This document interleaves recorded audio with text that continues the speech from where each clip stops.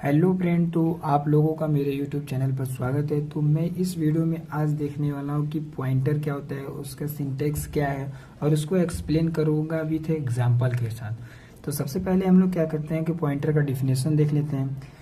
तो ए pointer is a variable, यानी कि जो पॉइंटर है वो हमारा एक वेरिएबल होता है, ठीक, जो दैट स्टोर करता है मेमोरी एड्रेस को, ठीक, ऑफ एनदर वेरिएबल, जो हमारा दूसरा कोई वेरिएबल होता है उसके एड्रेस को स्टोर करता है मेमोरी में, ठीक। तो ऐसे वेरिएबल हमारे क्या कहलाते हैं, पॉइंटर, ठीक। फिर instant of holding a direct value, और जो कि होल्ड कर लेता है, यानी कि तुरंत होल्ड कर लेता है एक डायरेक्ट वैल्यू को। फिर it has the address where, जहाँ की यानी कि जो वेरिएबल का एड्रेस होता है, ठीक, वहाँ पर वो एक डायरेक्ट वैल्यू को होल्ड कर लेता है और स्टोर कर देता है मेमोरी में। तो इस प्रकार के हमारे वेरिएबल पॉइंटर कहलाते हैं। यानी कि सिंपल भाषा में कि पॉइंटर एक वेरिएबल होता है, ठीक है, जो स्टोर करता है मेमोरी एड्रेस को अनदर वैल्यू में, यानी कि अनदर जो हमारा वेरिएबल है। तो इस प्रकार के वेरिएबल हमारे पॉइंटर कहलाते हैं।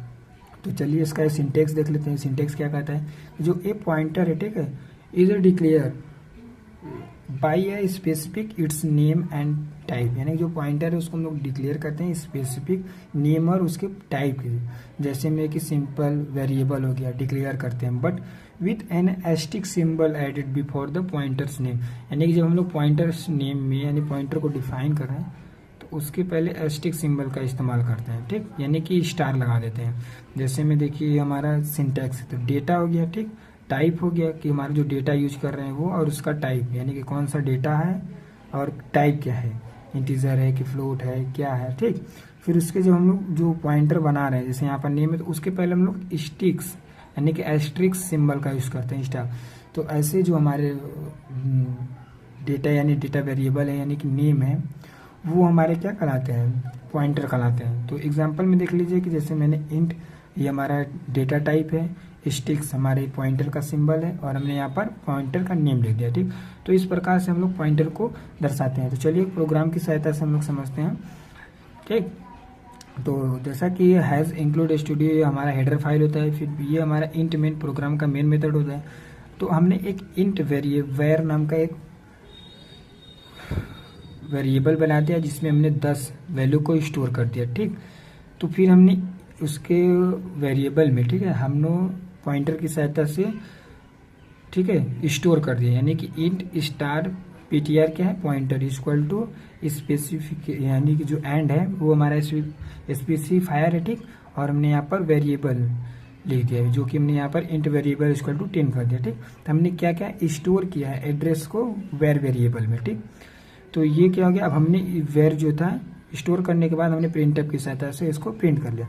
तो जो हमने यहाँ पर प्रिंटअप को प्रिंट किया तो ये हमको क्या देगा रिटर्न में, हमको एक आईपी एड्रेस देगा, यानी कि जो ये प्रिंट होने पर हमको एक इस प्रकार का आईपी एड्रेस देगा हमारे कंप्यूटर में, ठीक। तो अब देखिए जब हम लोग प्रोग्राम कोड लिख रहे हैं, यदि हम लोग इस प्रिंटअप के जगह पहले पॉइंटर का इस्तेमाल कर लें यानी कि एस्टिक सिंबल का इस्तेमाल कर ले तो हमको वैल्यू 10 प्रिंट होकर आ जाएगा, ठीक।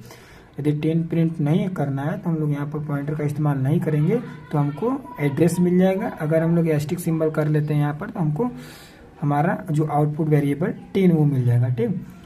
तो इस प्रकार के कोड को मैं नेक्स्ट वीडियो में आपको एग्जीक्यूट करा कर दिखाऊँगा अपने VS कोड में या देसी ऐप में।